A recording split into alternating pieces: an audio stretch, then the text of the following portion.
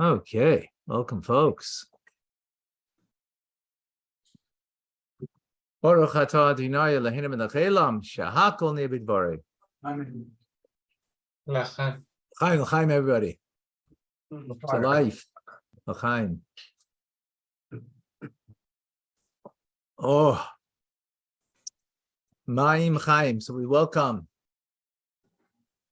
Michael in Germany, Christos in Lima, Peru, Simcha in Florida, Diana's in Arizona, Vida in New York, David in Montreal, Tim is in Texas, Liba is in New York, Tim is in Montreal, Lisa's West Virginia, Art is in Michigan, Alice in Baltimore, Chava in Colorado, and folks, you can say hello to everybody over here.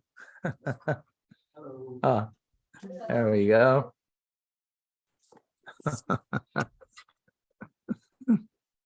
So we've got from all over the world. Okay, beautiful.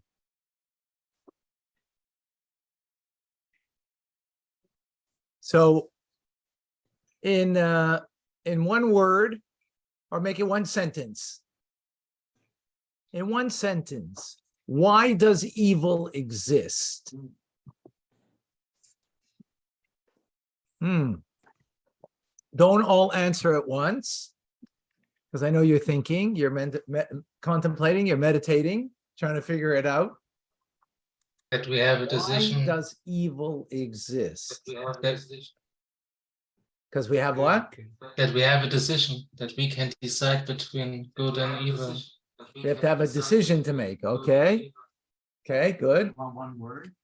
No, a sentence is good. Well, a sentence. Evil rises from darkness.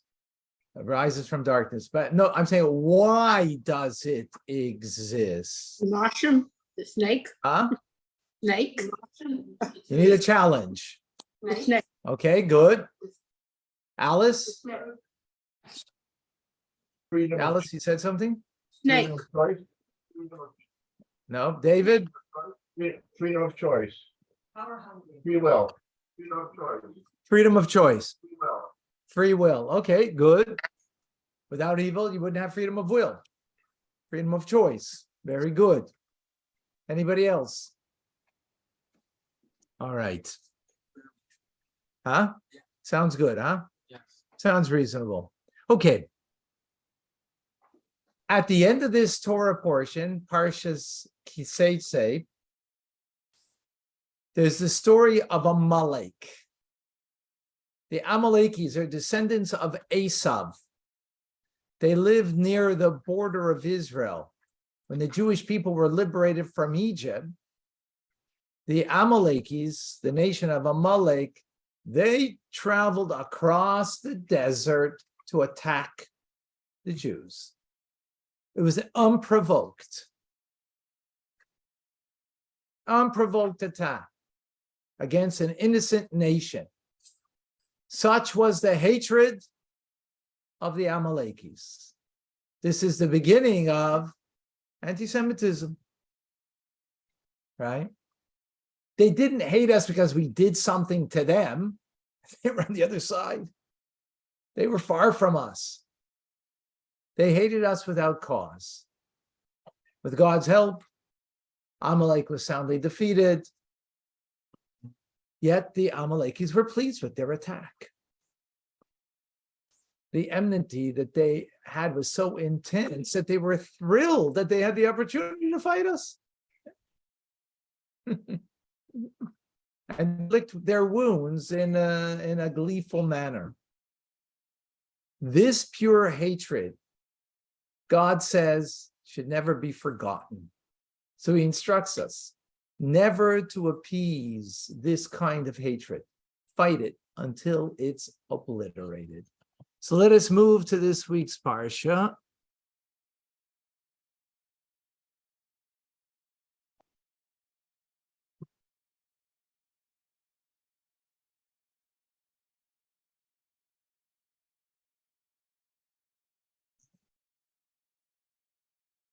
No. There we go. Can you read it? Is it is it too small? Legible? Yeah? Okay. So it says, remember what Amalek did to you during your journey shortly after you left Egypt.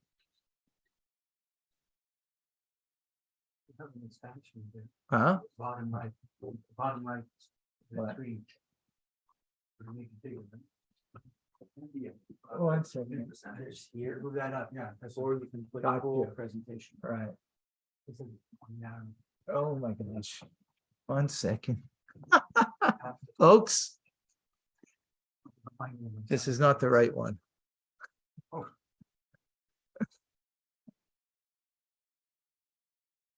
My apologies. Give me a moment. Well, I'll figure. My gosh. Last week's Parsha, Shoiftim. It's called Living in the Past. It's always good to be able to live with a previous Parsha, because there's so much in it, right?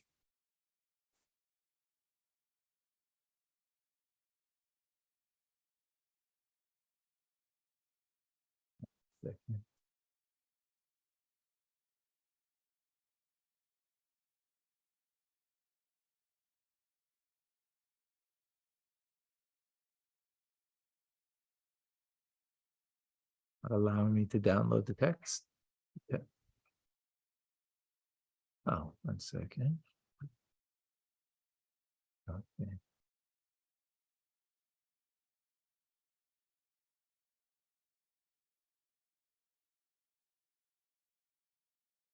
Oh, it's Shoiftim. What's the wrong one?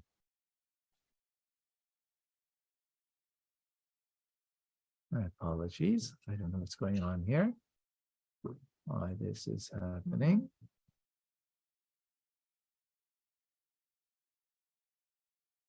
No.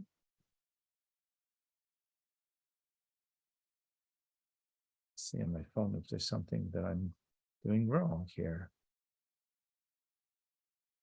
Give me a moment while we figure this out.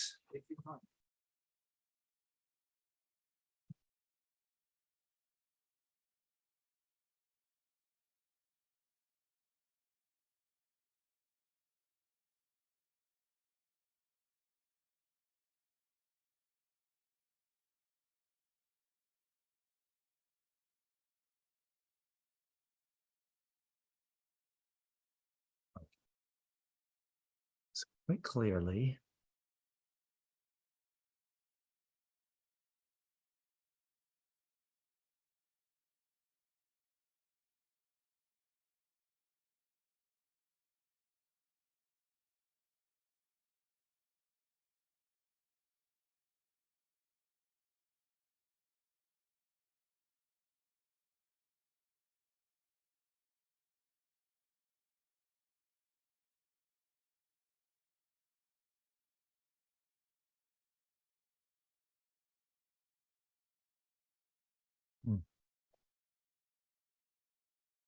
I have to wait for my WhatsApp to come down here.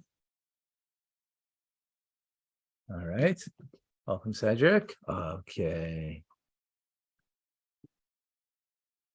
Okay. Who's the rabbi? Who's at the top? Yeah, but it's okay. I think I got it.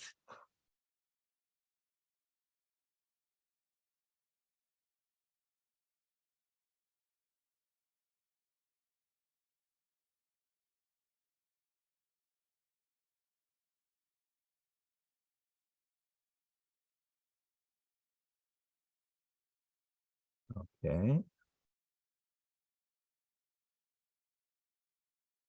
Ah, there we go.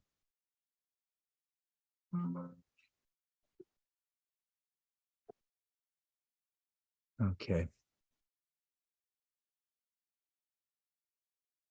Okay. Let's go back to the Zoom and let, oh, oops, what happened to the Zoom?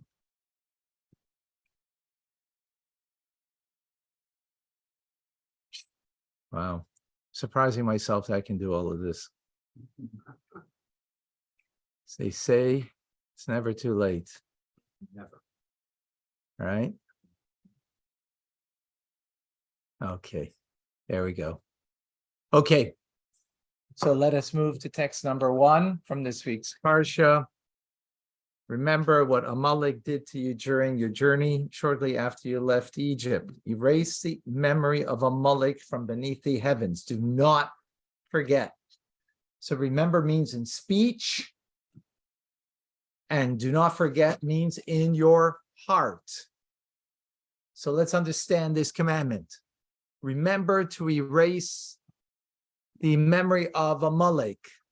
How can you remember Amalek if you need to erase his memory? How's that work? Anybody? Why did God say, forget him? So let's. As long as you know that Hitler existed, how could we forget that Amalek? Yeah, but if we have to remember to erase him. So what's going on over here? How's that work? So let us see Rab Aaron Halevi of Barcelona. He only lived about 800 years ago. God commanded us to remember what Amalek did to us when he hurried to be the first to harm us. We are commanded to rouse our passions to fight and hate him.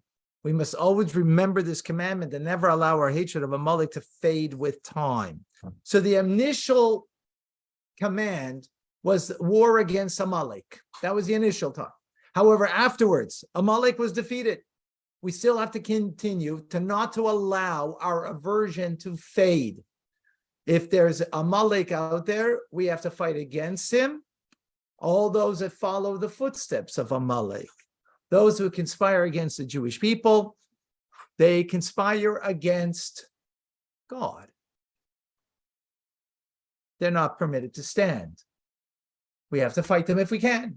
If we can fight them literally, physically, if that's what we have to do. If we're not in a position we can do that, then at least the mitzvah is that we remember that we have that influence of Amalek needs to be obliterated.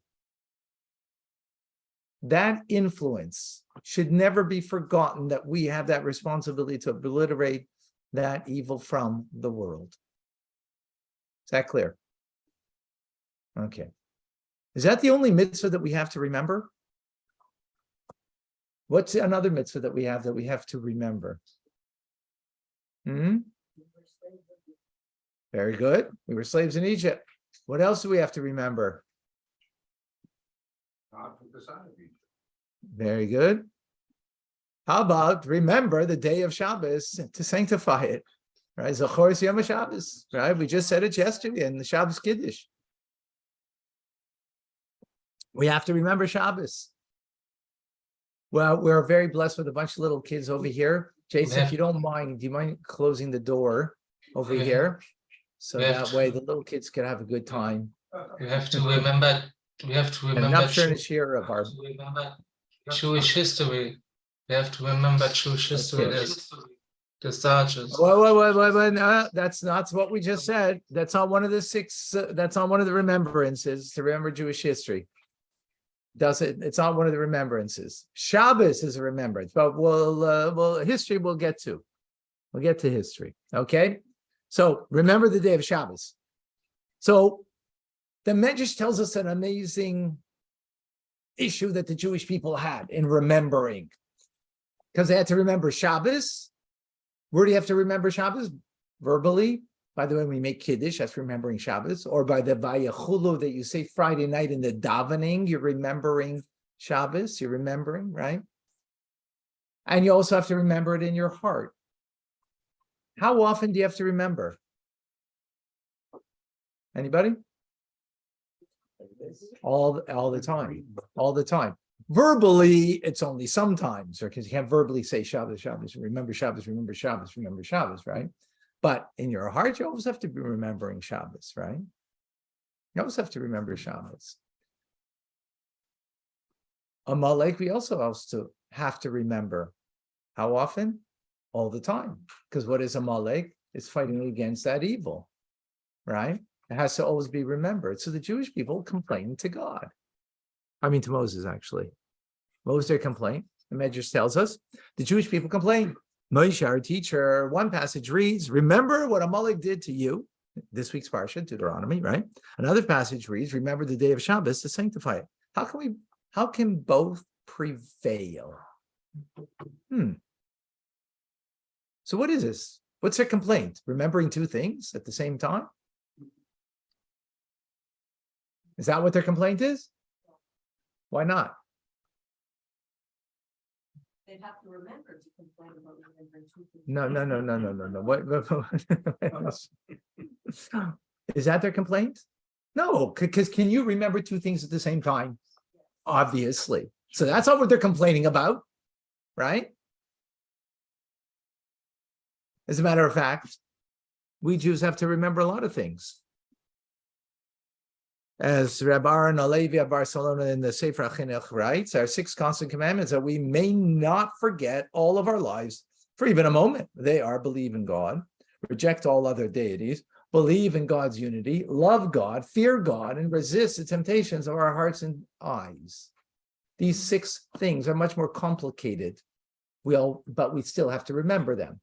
By comparison, to remember Shabbos and Amalek seems easy. Right? Not only that, by the way, are those the only things we have to remember? Anything else? So at the end of davening, every day, we have something called the Sheish Schiros, the 6 things that we have to remember. Oh, it's not here. No. In the Siddur, on page 90 or something like that, or maybe page 80, no, 5, page 84, I think it is. 85. 85, thank Yeah. you. 85. 85, okay, in the blue Siddur, there's 6 things you have to remember. The Exodus from Egypt, like you mentioned. If they're standing on Mount Sinai, you have to remember that. Amalek's attack is one. Our ancestors' betrayal in the desert when we worshiped the golden calf. That Moses' sister Miriam was punished with the skin disease of tsaras, gossiping about her brother, right? And the last thing is Shabbos. Those are called the 6 things that the Torah says uses the word what in Hebrew? Zachor. Zachor, remember. It says Zachor.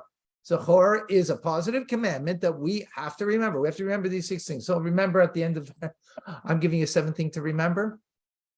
What's that? Not to forget to say this every day. Remember to say it every day at the end of your davening. The 6 things, right? So there's a lot of things we got to remember. 12 in all. The 6 things of the duties of the heart. 6 things that are historical things that we have to remember. Michael, that you mentioned about history, those are the historical things that we have to remember, right? But our ancestors didn't complain about that. That wasn't the problem. So what was the problem about remembering about these particular 2 things? Why was that so difficult? That we need to understand. Okay? That's our first question. Let's go to the response of Moshe Rabbeinu. What does he respond to the Jews with their complaint? He says, Moses replied, you can read it up there? It's large enough? Back there, it's large enough? Should we make it larger? Okay. He replied, you can't compare a goblet of fine wine to a cup of vinegar. They're both cups. This is a cup to observe and sanctify the Shabbos, and this is a cup to destroy and uproot the descendants of Amalek. Anybody satisfied with that answer? Doesn't seem to answer the question at all. Politician. Huh? And obviously we can't say, Moshe Rabbeinu was the last person to be a politician, right? He was authentic. He was real. So obviously this is not, a political and, nice political, beautiful poetry to make them feel good. It's an answer. Well, what's going on? What kind of answer is this? Creates more confusion than anything. cup of vinegar, a cup of wine. What's that got to do with anything? All right. So we got two questions. First question is, what's the first question?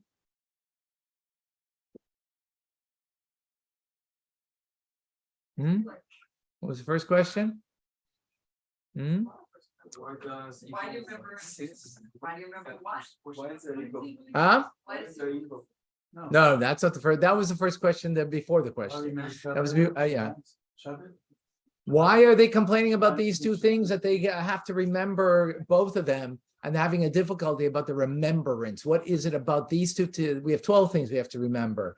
We have things, duties of the heart that are much more difficult to keep, constant remembrance of God's unity, belief in God at all times. That seems much more complicated, and that they didn't complain about. But Shabbos and Amalek, those two things they're complaining about. What's the issue? And what's the answer? The answer doesn't seem to be an answer. Okay? Well, I get the issue is why contemplate someone so beautiful, the glorification of Shabbat, connection with Adonai. And With Hashem. We don't pronounce his name. Yes, Hashem. And on the other hand, why, at the same time, why you contemplate the evilness of Amalek? I mean, one is So- kind of beauty, and the other one you're like bring the two together. So I see it. So the simple answer, their question is that these two things are antithetical one to the other, right? They're antithetical, right? What's the mitzvah of Shabbos all about? Creation birth. Creator, to remember the creator, right? God created the world in 6 days, and the seventh day he rested. So the quintessential point of Shabbos is remembering the creator, right? At all times. Right? This is the commandment, to remember the greatness of this day and to fix faith in creation in our hearts, as the Torah states. Remember the Shabbos and sanctify it. For God made the world in 6 days and rested on the seventh. We sanctify it over a cup of wine because it is a human nature to be aroused by wine, as it satiates and causes joy. I have often explained that our inspiration is more permanent when we translate into physical acts. Thus our sages taught in the Talmud that those who prefer bread over wine sanctify the Shabbos over bread, for we are each aroused by things we crave. So we actually do both, right? We actually do both. So the entire motif of Shabbos is remember God as creator, including us, that he created us, right? Why do we need to do that? Because 6 days a week, we're in a dog-eat-dog world, in a rat race, so you can forget God.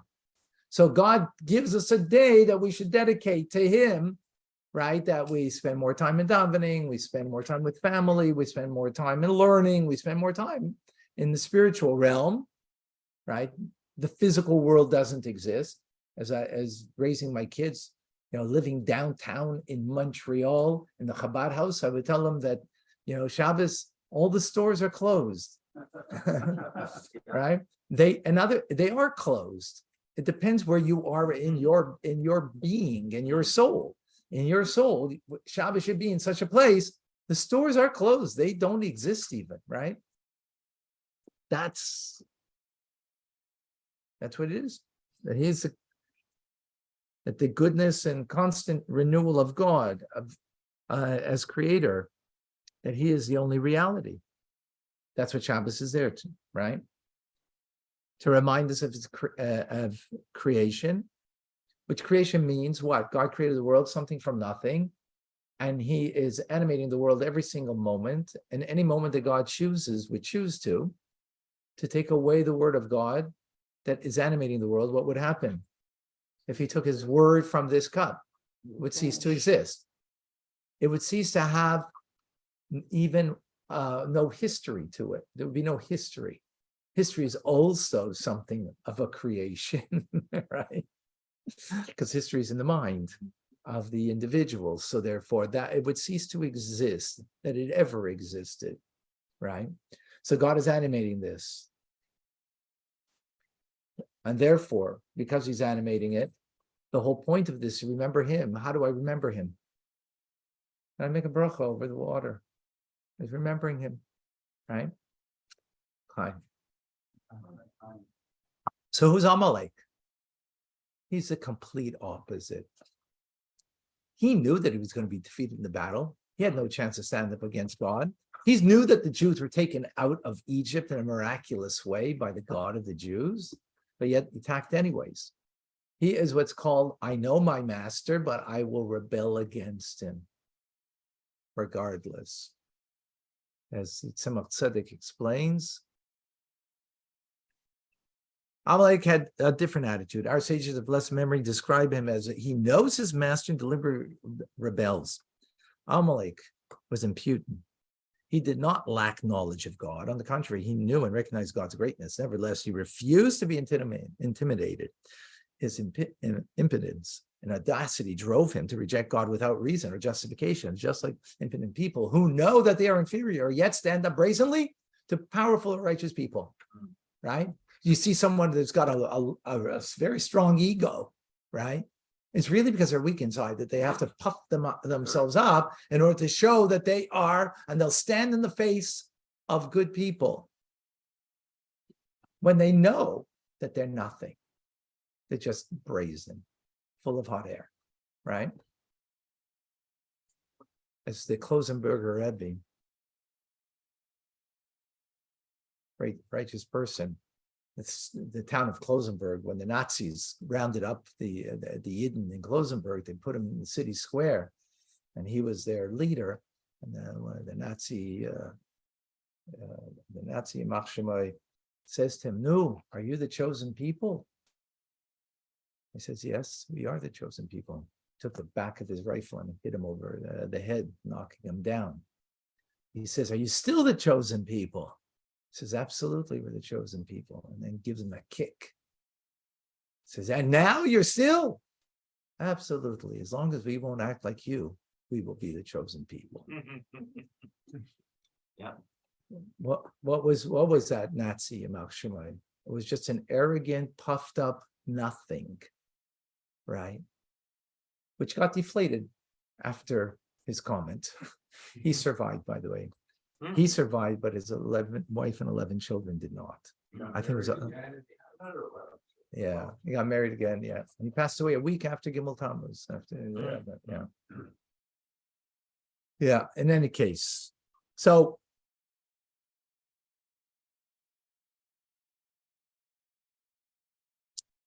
some people don't know God. Some people forget God, but some people know. They know truth, but they are brazen to fight it for their own ego. And they stand up to goodness as a result. That's what Amalek is. Okay, so what do we have over here? We have Shabbos and Amalek. They're two complete opposites, right? They're two complete opposites. So what's the issue here that the Jewish people are asking? Can you see how it's forming? Remember that we said that it wasn't about merely that Shabbos and Amalek is just, you just verbalize it, but it has to be constant. Not only has to be constant, but it has to be relived. When you're experiencing Shabbos, you're experiencing renewal, reliving. You're experiencing how you are in the bosom of God, how God is the creator, and you are bound up and you're perfectly one with him. Right? Michael, thank you. You're saturated in it. That's what Shabbos is meant to be saturated in the presence of godliness. Amalek is the complete opposite, devoid of any godliness, empty, right? Now we can understand why our ancestors were bothered. When we spoke about belief in God and all the other kind of things, those things are of the same nature and the same qualities, so we can entertain them. But here we're talking about two completely different, opposite feelings and experiences. How could they be entertained at the same time? How do you relive and experience them? Now, let me explain what does it mean to experience. So the previous Rebbe writes in his, when I was a yeshiva student,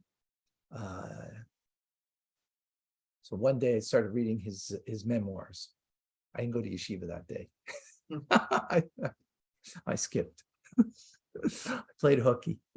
I was just so entranced by the stories and the way he tells the story. You feel like you're living it, right? You feel like you're going through. We have an experience of that with our Pesach Nussbaum when he tells a story here on Shabbos. He's told a story that I've heard 20 times, but I could hear it the 21st time because it's being relived. Not only he's reliving it, I'm reliving it, and others are reliving it when we hear this story from him. By the way, you can only get that when you come here on Shabbos.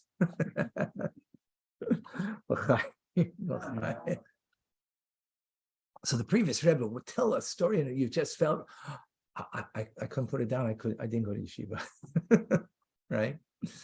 So that's what Shabbos is meant to be. You know, the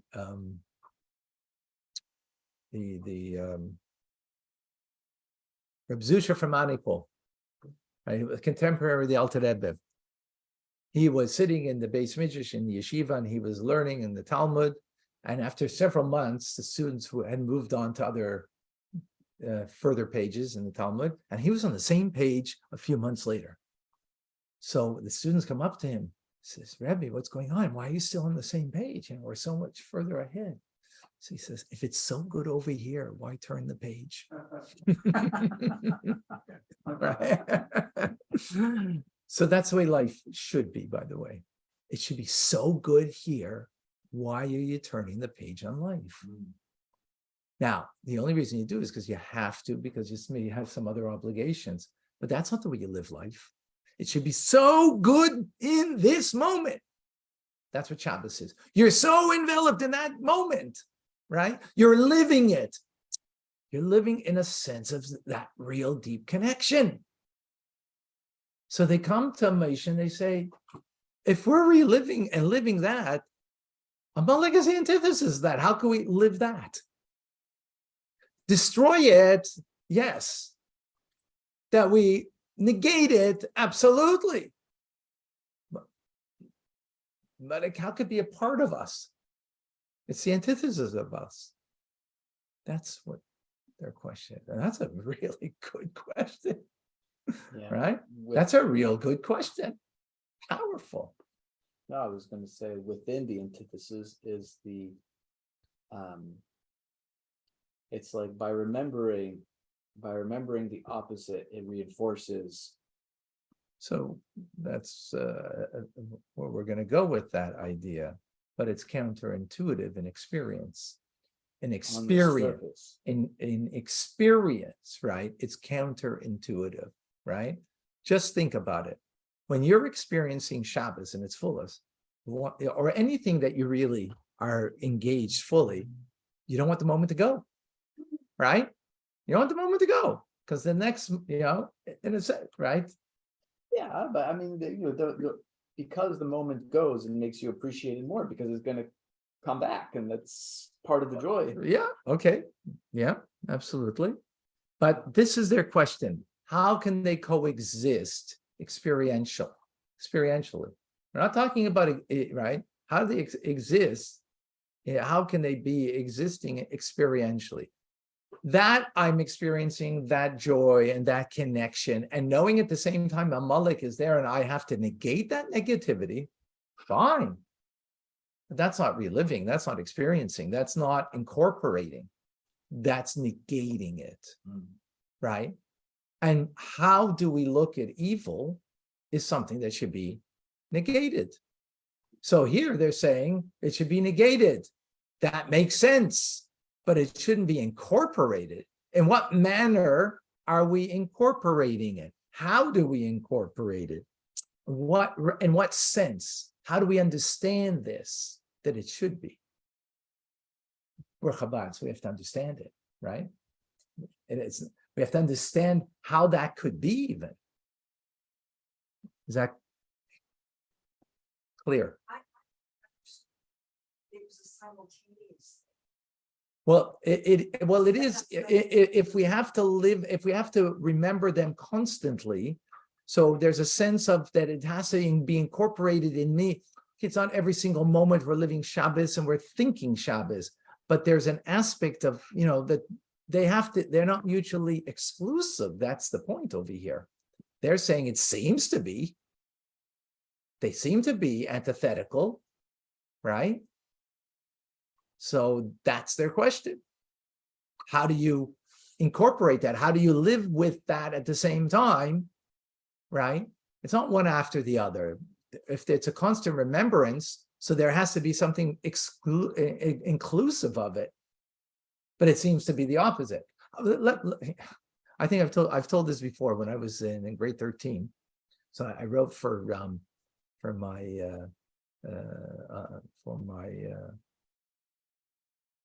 English Lit. I wrote an essay on Dante's Inferno.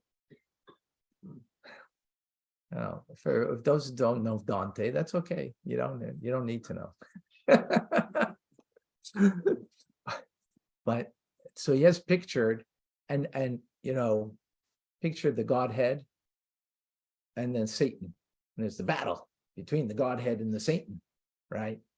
And who will win? And when you look at the nature of the world, what's the nature of the world? Plurality, duality. There's up, down, right, left, breathe in, breathe out, right? Everything has a duality to it.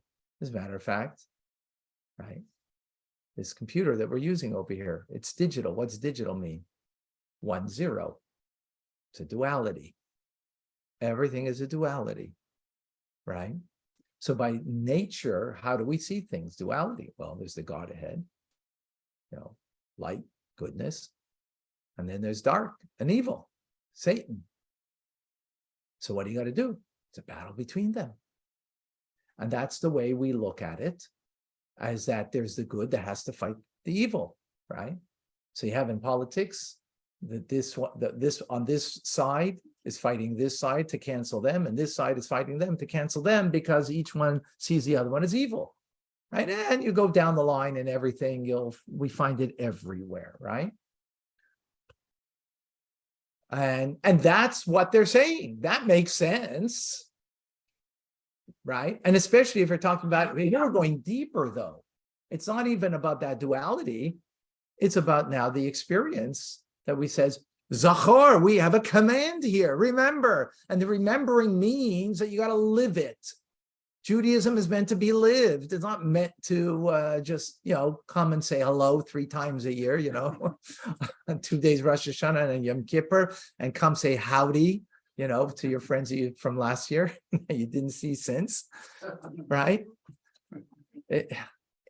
Judaism is meant to be real. I mean, it's beautiful that those come 3 days a year. They're wonderful, wonderful, beautiful Jews, and they should come, and hopefully they have such a good experience. They come again. Right? But it's meant to be lived. So how do you live with this notion of Amalek? That's the question that they're asking. Okay?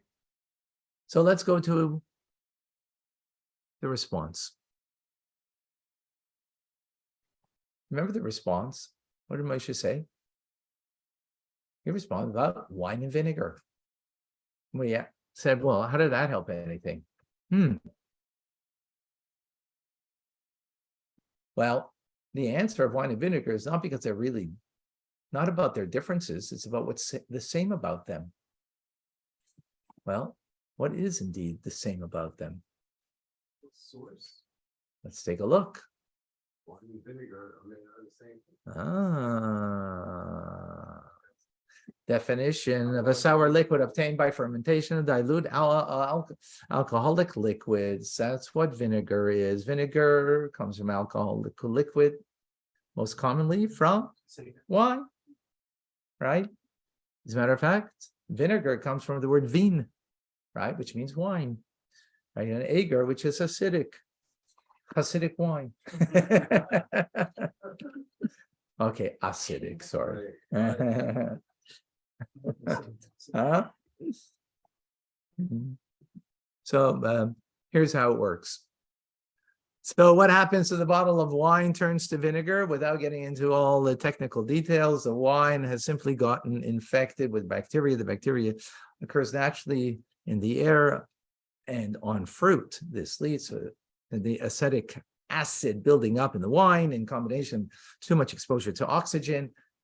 When this happens, you'll immediately notice that the wine has taken a sharp vinegar smell that's also been described as being like nail polish remover. L'chaim. I should use this in my chemistry class.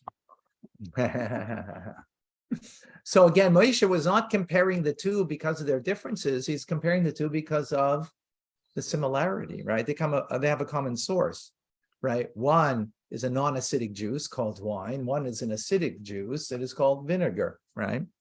So despite the differences between Shabbos and Amalek, they come from the same source. Who's that? God Almighty. God Almighty. Let's unpack that. What does it mean that God becomes acidic? I mean, Hasidic is one thing, but acidic? Right? What does that mean exactly? So the Rebbe explains in this week's Sikha.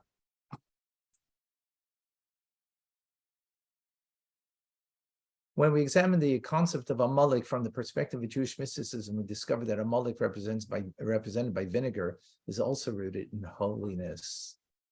How can anything deliberately rebel against God if there is none besides him?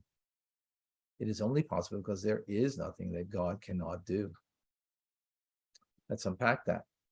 Now, when God splits the sea and he rains down manna for the Jewish people in the desert, God is number one.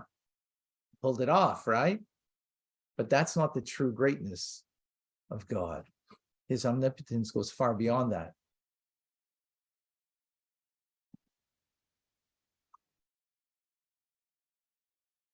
And something that boggles the mind. In the place where he isn't, which is where? Amalek, who rebels against him, he is. He is. He's there. Let's understand this. And this is the important point. The important point that we to get is that they're not two forces, because then there would be the good and the bad, and maybe the ugly, but at least two. There's only one force in the God. So then where does the negativity in the come from? From God. What does that mean? It comes from God.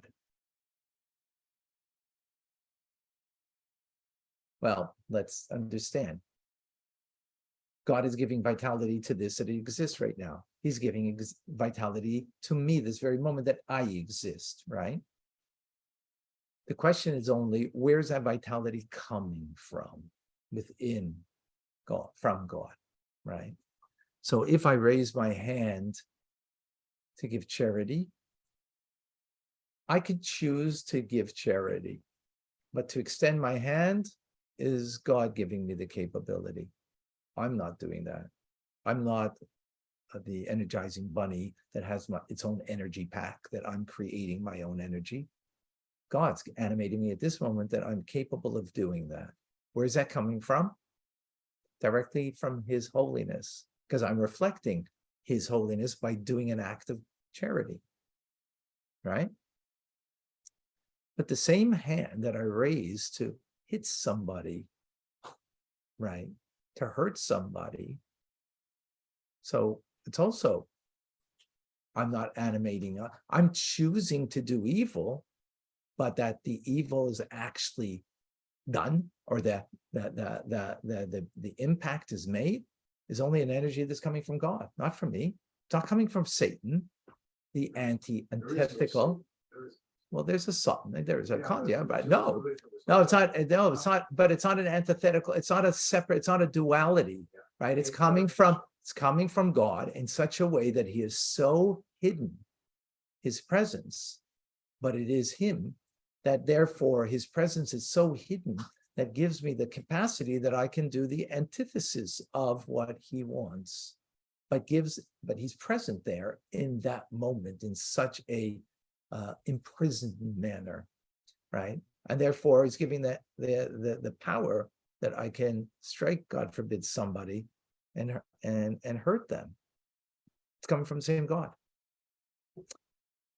to recognize it when you give charity and that you're getting vitality and that you're connected and feeling connected. Okay, that's kind of not, it's a no-brainer. But in that moment, to recognize that that power is coming, that ultimately it's really coming from the same source, and to recognize that, that's a little more complicated and a little more difficult. But in the end, there isn't a distinction.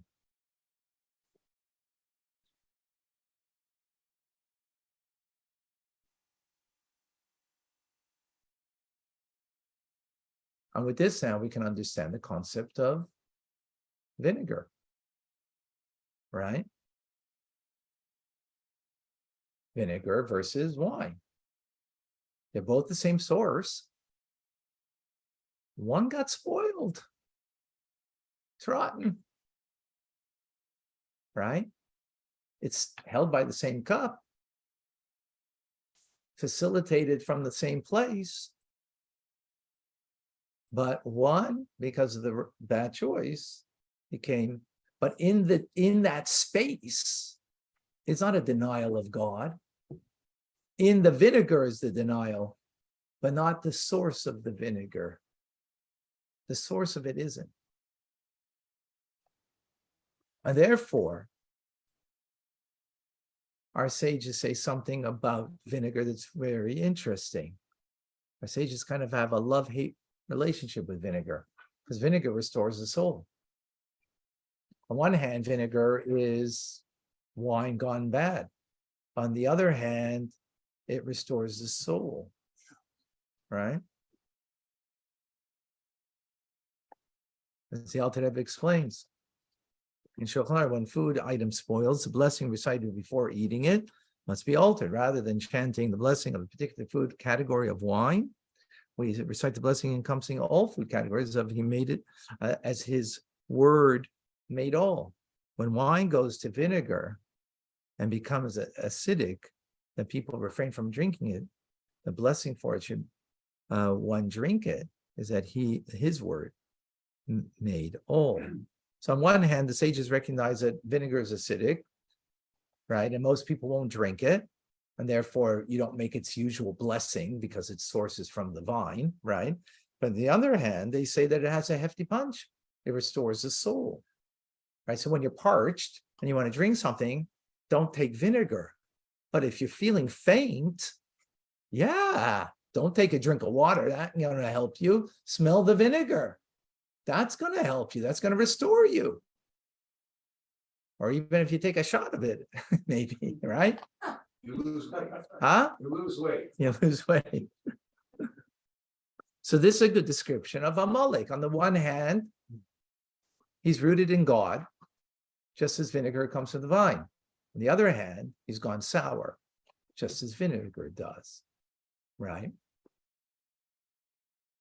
Now, the only reason that then we can see that he's rooted in God is because of the rebellion, and therefore we discover that God is omnipresent even in him. So he's not devoid of God. The source is of God. It's just his actions and his ways are devoid of God. God bestow his blessing upon us, and yet it gets diluted amongst, as the blessing comes towards us, it gets diluted amongst individuals, those blessings into like water, the flowing trees, vinegar. There's a dilution that goes on, the way we. And that's not the point here. I don't think that's, it seems like a different point. Let's read this maybe, okay? So from what I'm understanding. So Moses implied all of this by saying, a cup of wine cannot be compared to a cup of vinegar. Shabbos and Amalek are both cups through which they are filled with the revelation of a sacred godliness, because Amalek is also rooted in holiness. However, the two cups are not equal. The Shabbos cup urges us to observe and sanctify, right? Shabbos cup brings us to doing good, to connect to God, right? While the Amalek cup urges us to punish. It's punishing. By remembering Shabbos, we reveal God's omnipresence on earth. Remembering Amalek doesn't reveal God's presence on earth. Only when we punish Amalek, when others we crush and obliterate all movements that aim to rebel against God, is God's true omnipresence revealed. He's even present there, but there it's in the obliteration, not in its positive sense, right? Thus, vinegar is an apt metaphor for Amalek. When you obliterate Amalek, the cup of vinegar is revealed as a medium that restores and revitalizes our soul. This is because remembering to destroy Amalek demonstrates that Amalek's existence derives exclusively from God's unlimited omnipotence. So drinking vinegar is a nasty experience, but gives you a real kick, leaving you more awake than you were before when you were somewhat faint. So the same is true when we're fighting to obliterate the negativity of Amalek. Dealing with him is foul. To deal with him is foul, right? It's the opposite of the experience of Shabbos that's so pleasant. However, it gives us also something that Shabbos couldn't give us, that under that foul experience, we could still reveal the presence of God, that God is still omnipotent. And this is the deeper understanding of what Moshe is,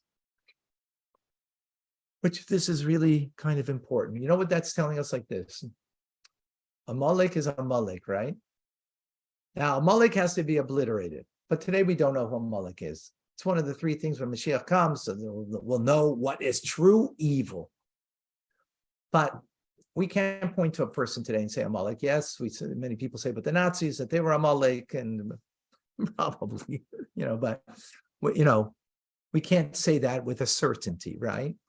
We can't say that with a certainty. But what it does mean, right, though, is that evil doer, that anti-Semite, the root source of that negativity is ultimately coming from God. They're coming from the vine, right? They're a cup. Yes, it's vinegar, but it could revive. And by the way, it could even revive the person themselves. There's a beautiful story that I heard from Professor Alan Dershowitz, as he told it himself at the Kinus HaShluchim, at the gathering of the Rebbe's emissaries. Must have been about 15 years ago. I heard it from him. He told the story himself. Everybody knows who Alan Dershowitz is, famous fighter against anti-Semitism in the States. Harvard Law professor, yeah. So Chabad was honoring Jesse Helm, a senator from one of I don't know, the southern states, I think, or somewhere, whatever. He was a senator. Jason, he's on one of your hockey cards. You remember which? You don't have the stats on him? Huh? Yeah.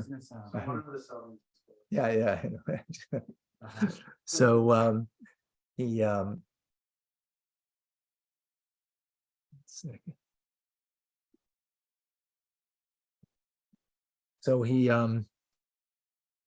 Chabad was honoring him, and he was very upset because Jesse Helms was the chairman of the State Foreign Relations Committee, and he was not a friend of Israel. He was not a friend of Israel. And in many of the policies, Alan Dershowitz was very upset that it was, the opposite of anything that he believed in. So he wrote a very strong letter to the Rebbe. Right. This is before Gimel Tam. It's a story that, it's 35, 40 years ago that happened. And I heard it from him 15 years ago. You can see it on YouTube. And he writes to Rebbe, how is it possible that you could do this? How could you honor someone who is an anti-Semite, right? A person who doesn't stand with us, a person who stands against Israel. How could you do that? So the Rebbe wrote back, he said very respectfully, but very, to the point. And the Rebbe said to him, you don't only honor people who are your friends today. Sometimes you need to honor and honor people by their honoring, you don't know what they will become tomorrow. It says, at the time I heard, he's not a chassid, Alan Dershowitz. He still has a lot to learn, Hasidic teachings and the Rebbe and so on, right? But history, he said, proved the Rebbe right. He became one of the greatest advocates for Israel. He turned around completely and became one of the greatest advocates for Israel. What does that mean? When you see your adversary as the complete antithesis, yes, they're vinegar, but they're not the complete antithesis, because at the root core, what is it? It's from the same vine as the wine is. When you can recognize that, so then even that which is your enemy, it's possible that you can turn them around. Amalek, we can't, because there are those that, yes, even in their root source that they are, but yet we're still bound by obliterating that negativity, because, again, when you're against somebody for a reason, it's one thing. But when you're against somebody for no reason, right? And you know the truth, but you fight it, that needs to be obliterated, right? But today we don't know who Amalek is. So therefore anybody, and I'll even make this statement, even I believe that ultimately, even those who wrap themselves with bombs and with dynamite and want to take away innocent lives, yes, we have to stop them before they do such a thing and take away innocent lives in the Holy Land of Israel, will come and act in a terrorist way. But even those individuals ultimately are also of that vine. And ultimately, if we really believe that we'll be able to transform that from vinegar, that will be something that will be reviving for even themselves, even for themselves. In the meantime, obviously, if they're doing the act of evil, so the vinegar needs to be dealt with as vinegar. But at the same time, recognizing that the root source is from a much more profound place. So therefore, it's possible that the two things can coexist at the same time, right? You can destroy the evil and recognize that they're still created in the image of God, and that, that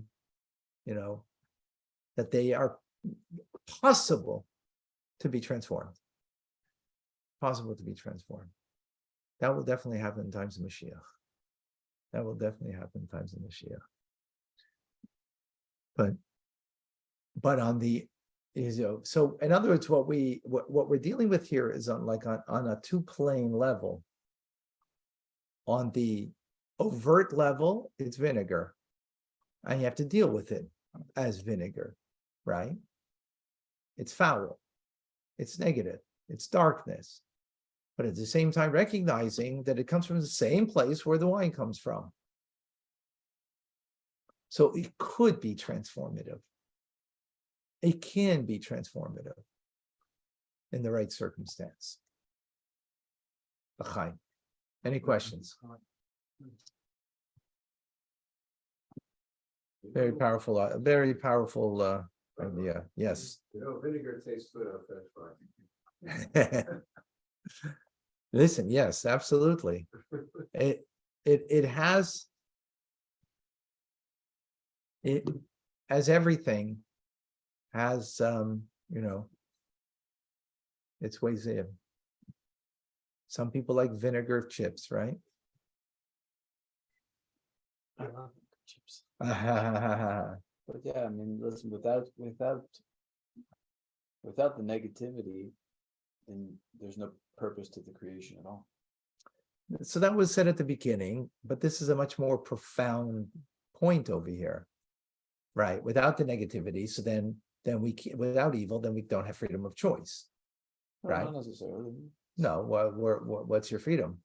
The freedom is to do good. Lots of different good things. You could do many good Well, things. no, but true freedom is again. Inclination Then to again, free. so what's happening? There is there is a duality, perception of duality, and that's vinegar and wine, duality, right? There is that. But on a deeper level, it's coming from all the same source. It's all the oneness. Yeah, Right. they have there's a Hermetic precept that speaks about duality, but duality in itself does not exist. It's actually separation of degree. It's like saying hot and cold. They're not, black and white. It's not, one is not, one is not the other. It's just the absence of one it's just a sliding scale. Good and bad is a sliding scale. So there is no duality. There is only unity. That direction and that direction is different direction, No, they're right? because you can go that direction. and you can- Eventually, you'll get to this direction, right? It's But just- that's it's just right. a variance of degree.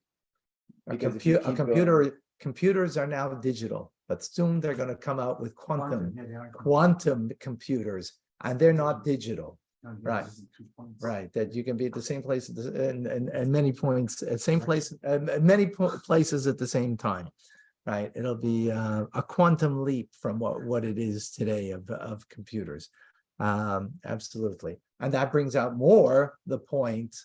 But we can't take away from how we naturally experience everything is duality. That's how we naturally experience it, right?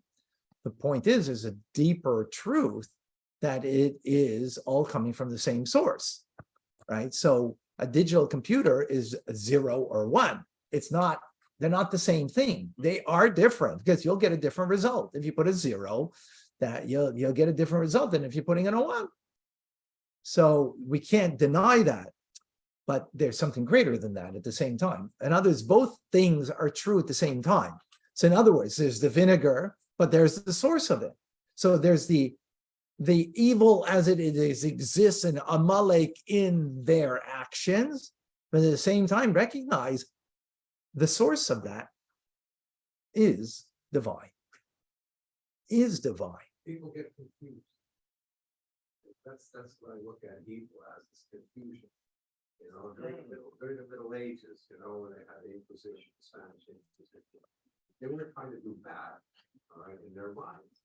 In their minds, if you didn't believe in JC, all right, you were going to burn in hell to that eternity. So their job was to make you believe in JC, or die, one of the two, for the sake of JC, and then you would not burn in hell. So they were trying to do you a favor. So it's really very Amalek-like in a way, right? It's how you see these things, we want to kill the Jews because, of some other intrinsic reason, that's good. Yeah, but they didn't see themselves as being evil. They saw themselves as being good. The Jew was evil. The Jew was See evil. himself as being evil either. Right. He was saving souls. Exactly. So, Did Amalek know that he was evil? So Amalek knew that there is a truth that he's fighting. That's the uniqueness of Amalek. It's Yodeyes Rabbi, know that there is a master and you're fighting him anyways. By the way, I just to throw a little, so it was a chassid from the previous generation. It was a real unbelievable chassid. And he said, it was once for bringing and lamenting, it says, me, I know the creator better than you do. And I'm battling him. In other words, the more we know the truth, the more you're going to find that you know what you're doing. You're fighting the creator. Because you know the truth, and yet, what do you want? You want to do what you want. The fact that you know the truth and you still want to do what you want, that's Amalek. So we all have the Amalek in us. I have it. Everyone here.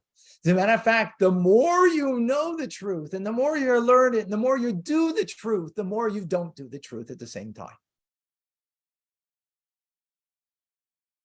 That's a reality. So the chassid is the one who is more aware and does more. But because they're so much more aware, they're even though it's so nuanced and some might be so simplistic, such a minor thing, but on their level,